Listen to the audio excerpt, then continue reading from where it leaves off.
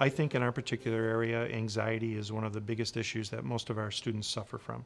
The whole reason why parents make this push, right, is because there's a belief that if my kid gets these scores or achieves at this level, it's just going to set them up to have this nice linear line to lifelong success without hardship. I think sometimes parents project themselves onto their kids, their own desires, maybe their own insecurities, and instead of really listening to what their kids want and feeding off of that, thinking maybe that their kids have to be a certain way for it to be okay or fall into a certain mold. So parents a lot of times have to go through and in a sense, go through their own grieving process that their kid isn't who they want them to be, but they also have to, at the end of the day, accept them as they are if they want their kid to be successful and feel like they're accepted. Everybody's got very, very similar issues when it comes to parenting and kind of talking through concerns that they don't necessarily share openly with people. When I was younger, I was kind of warned, like, you know, alcoholism, for instance, runs in your family. Be careful, and I didn't know what that meant. Sometimes conversations aren't easy to be had with parents, and parents need to recognize that as well.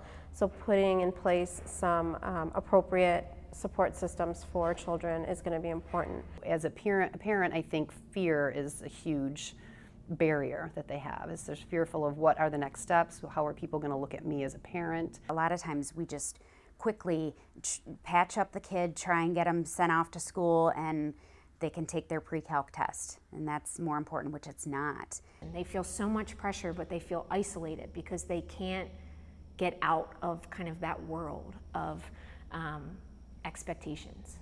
But for parents to kind of have to acknowledge that, that's a hard thing to do. Because it's easier to just minimize it, dismiss it like it's not an issue, it's not a problem, we got it under control. And whenever any of us are being forced to do things that don't resonate with us, that there's some amount of dissonance that can create this stress. The overload of extracurricular activity and then high expectations that are set out either by parents or trusted adults or even just society in general. It's kind of hard for kids to kind of hide from societal pressure. I think my mom handled it fairly well.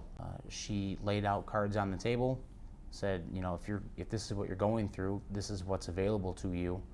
And when I didn't take it, she wasn't going to break her back over it. And we can have mentor groups and we can have educational services that are available so parents don't have to make every single mistake to figure out the right path to success for their children. And that becomes a very powerful message, because then you realize that you're not alone.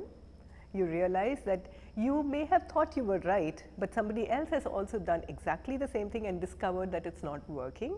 The discussions get tougher, you know, whether or not it's drugs and alcohol or co-ed sleepovers after a dance, you know, whatever it is.